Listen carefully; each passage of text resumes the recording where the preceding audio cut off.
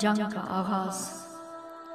حر کے واپس آنے کے بعد عمر بن سعد فوج کو آگے بڑھا کے لایا اور اپنے غلام زید کو، جو کہ علم بردار لشکر تھا، آواز دی کہ جھنڈا میرے قریب لاؤ۔ وہ اس کے پاس آ کر کھڑا ہو گیا۔ ابن سعد نے کمان میں تیر جوڑ کر حسینی لشکر کی طرف پھینکا اور اپنی فوج کو پکار کر کہا کہ گواہ رہنا، سب سے پہلا تیر میں نے مارا ہے۔ سپہ سالار کے ان الفاظ کو سن کر لشکر میں جوش و خروش پیدا ہو گیا، تو وہ بھی تیر برسانے لگے اور اس طرح جنگ شروع ہو گئی، اور اب دونوں طرف کے سپاہی نکل کر اپنی بہادری کے جوہر دکھانے لگے۔ سب سے پہلے یسار اور سالم، جو زیاد اور ابن زیاد کے غلام تھے آزاد کردہ، کوفیوں کی طرف سے نکل کر میدان میں آئے اور مقابلے کے لیے بلایا۔ امام علی مقام کے دو جانثار ساتھی حبیب بن مظاہر اور بریر بن حضیر اٹھ کھڑے ہوئے، مگر امام علی مقام نے انہیں روک دیا۔ یہ دیکھ کر عبداللہ بن عمیر کلبی، جو اپنی بیوی ام وہب کے ساتھ امام کی مدد کے لیے آگئے تھے، کھڑے ہو گئے اور جنگ کی اجازت طلب کی۔ حضرت امام حسین نے سر پھیر کر ان پر نگاہ ڈالی کہ جوان قوی ہے، گل ہے۔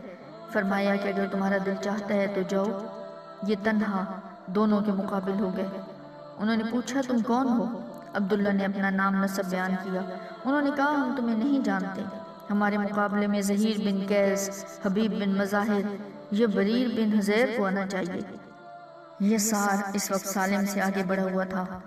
عبداللہ نے کہا او فاحشہ کے بیٹے، تم مجھ سے لڑنے میں اپنی بے عزتی سمجھتا ہے؟ یہ کہتے ہوئے یسار پر حملہ کیا اور تلوار کی ایسی ضرب لگی کہ وہ ایک ہی وار میں ٹھنڈا ہو گیا۔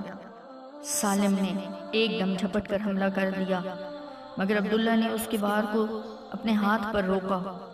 انگلیاں کٹ گئیں، مگر دائیں ہاتھ سے اس پر دوبارہ ایسا وار کر دیا کہ اسے بھی ڈھیر کر دیا، اور جوش میں آ کر ایسے شعر پڑھنے لگے جن کا مطلب تھا کہ اگر مجھے نہیں پہچانتے ہو تو پہچان لو، میں خاندان غلب کا ایک فرزند ہوں۔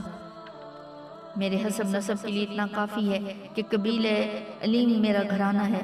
میں بڑی قوت والا ہوں اور مصیبت کے وقت پست ہمتی سے کام لینے والا نہیں ہوں۔ عبداللہ کی بیوی کو اپنے شوہر کی بہادری دے کر جوش آ گیا اور خیمے کی چوب ہاتھ میں لی اور آگے بڑھ کر کہا میرے ماں باپ تم پر قربان، نواسے رسول صلی اللہ علیہ وآلہ وسلم کی طرف سے لڑتے جاؤ۔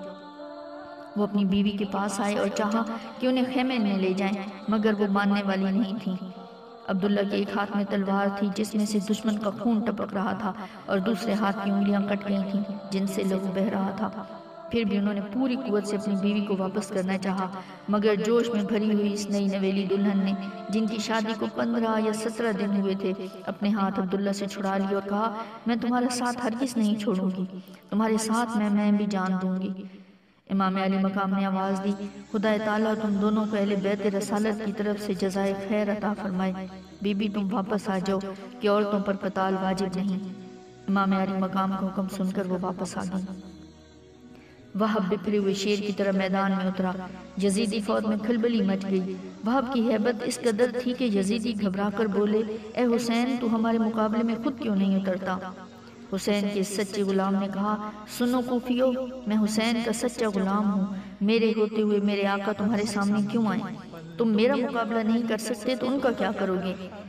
ایک یزیدی کے 3 بیٹے تھے، وہ باری باری آتے گئے اور جہنم رسید ہوتے گئے۔ پہلا آیا تو اس کو اٹھا کے زمین پہ مارا، اس کی ہڈیاں چکنا چور ہو گئیں۔ دوسرے کی کمر پر ہاتھ رکھ کر اسے اٹھا کر پھینکا تو اس کی گردن توڑ دی۔ تیسرا بھاگنے لگا، اسے بھی پکڑ کر منہ کے بل گرا دیا اور اس کے سارے دانت توڑ دیے۔ وہب کی ماں یہ نظارہ دیکھ رہی تھی اور بیوی مسلح پر سجدے میں تھی۔ آخر دشمن نے اجتماعی حملہ کیا۔ وہب کے جسم پر بہت زیادہ تیروں اور نیزوں کے زخم لگے، نڈھال ہو کر امام علی مقام کے قدموں میں آ گرے اور وہیں جان دے دی۔